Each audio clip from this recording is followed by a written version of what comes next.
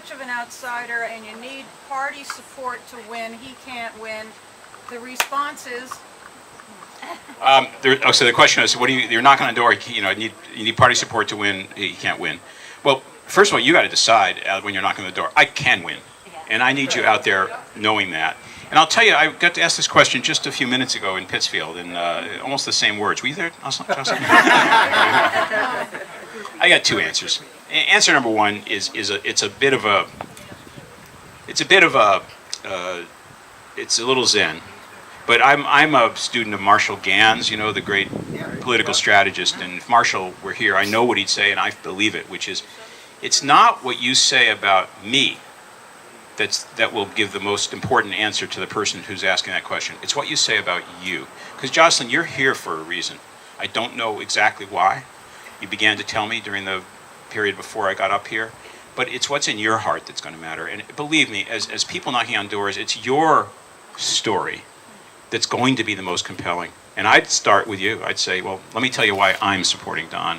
And then tell it from your heart. There's no script for that. It's whatever your heart tells you. And that's going to be your, first of all, you'll feel true to yourself. And second, it's going to be the connection, the really most persuasive thing you can do, because it's each of your stories that matters, not mine. With respect to the strategy, it's a grassroots movement. I mean, Elizabeth Warren won. Grassroots. Deval Patrick won grassroots. Yes. The East Boston anti-casino forces won grassroots. We can do this. This is democracy, people. And you're challenging people at the door to get involved, to get back connected and say, hey, you've got one key right now. It's called the ballot. Go use it. And I think that's important. And I'm telling you, the message I'm bringing about the real changes we need, the real values we need to stand on, and the importance of not being connected the way that implies, I think that's crucial. So let's tell a story out there and invite people in, okay?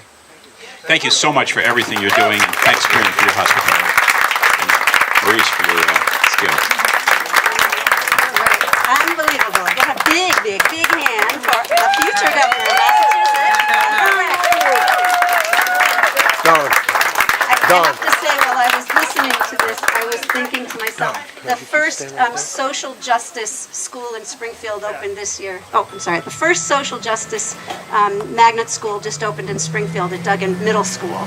And as I'm listening to Don talk about what we can do together and what our responsibilities are and the changes we can make, I thought to myself, these students need to hear this governor speak to them about what social justice means and how we turn that into action.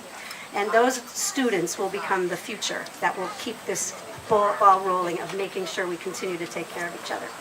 Right now, we also have a great group of young people who are making that work happen as we speak. And the leader of that great action in favor, on behalf of our wonderful candidate for governor, is Shanique Spalding. And Shanique is going to now give us the opportunity to hear from her about how we can turn our commitment to social justice into action in the next 4 days. Thank you, Pat. I just want to do a special thanks to Corrine for allowing us to do this event at her home. I'd also like to thank Maurice for coming out and getting the music for us and doing the sound. I believe he has a business card, so if you're looking for a DJ, that's the man to speak to. Good Democrat. And I want to thank you all for coming out. I know that it's a hot day. It's also a miserable time to be outside, and I want to thank you so much for making it out for that. I wanted to just come and tell you exactly what you need to be doing for the next few days. But I want to tell my personal story. A lot of you may or may not know me, but I did work on the Markey campaign, and I worked on some local stuff, and I worked on a lot of things. And after the Markey campaign, I kind of said I wasn't going to work on any more campaigns. And Patrick Sheridan Rossi, who's our statewide field director, came out to Springfield, had coffee with me at Hot Table downtown, and said, "What do you think about the governor's race so far?" And I said, "Well, Patrick, it's August, and I haven't really thought about the governor's race at all." And I honestly didn't think that I was going to get involved. And he said, "Well, listen, we're looking for Western Mass Regional Field Director, FOs, but before you make your mind up, I want you to watch some videos on Don Berwick." And I actually went and watched the videos, and one of the speeches that he was making was in particularly the Isaiah story, which he again spoke about at convention. That was actually the story that inspired me to work for Don, because he talked about an African American teen who had pretty much grew up on the streets, suffered leukemia, and then after overcoming leukemia, dying on the streets in poverty. I'm originally an immigrant from Kingston, Jamaica, and came to America for an opportunity. Worked hard all my life and enjoyed all of the different aspects of politics and democracy, and why I had gotten involved in so many campaigns with many of you. And it was interesting to see someone tell a story that really resonated with me, that really said to me that this was somebody who was not only going to care about justice, but also care about racism and care about the inequalities that myself as a young African woman and an immigrant feels on a day-to-day basis, especially in politics. So it really inspired me to work for Don. And every time I see Don speak, or every time I have an event with Don, I learn something new from him. I quite frankly think he's the most brilliant person I've ever worked for, and I'd like to keep working for him.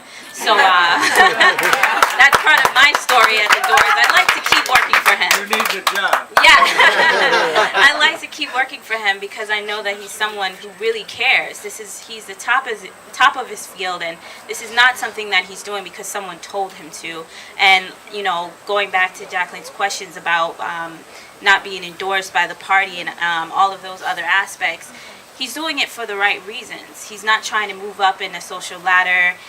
He could be a grandfather and retire and be very happy with his life, but he's decided to come to Massachusetts and make some changes, and I support that idea. Number one thing that's most important to me for a candidate is that they want this for all the right reasons, because they want change.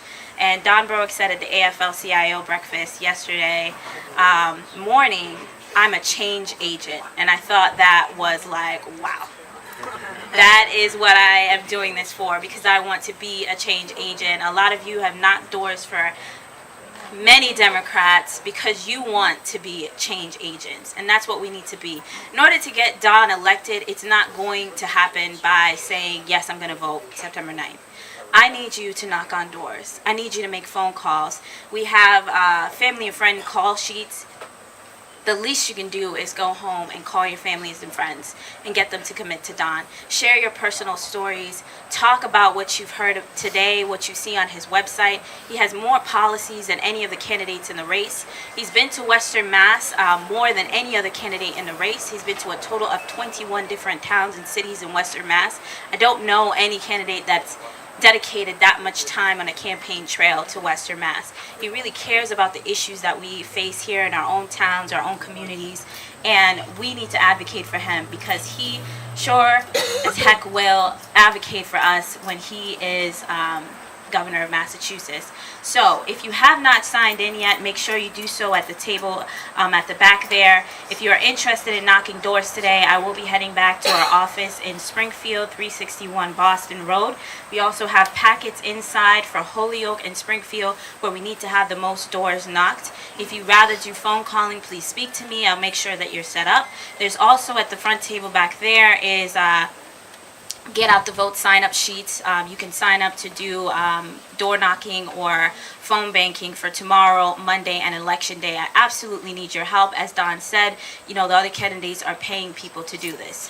Why is that? Because they don't have the type of team that we have, and the only way that they can turn out people to knock on the doors and make the calls is if they pay them. I can't give you any money, but what I can do is give you the best governor you'll ever see. So please, thank you. Please make sure that you sign up to do something for at least an hour and a half hour. I want to thank you again for listening to my story, for being here with Don and Ann as well. Thank you all so much for coming. Make sure that you take a family and friend call sheet, because Karine cares a lot about these, so you need to do it. She loves them, and make sure you sign up to volunteer these next few days up until Election Day. Thank you so much, all.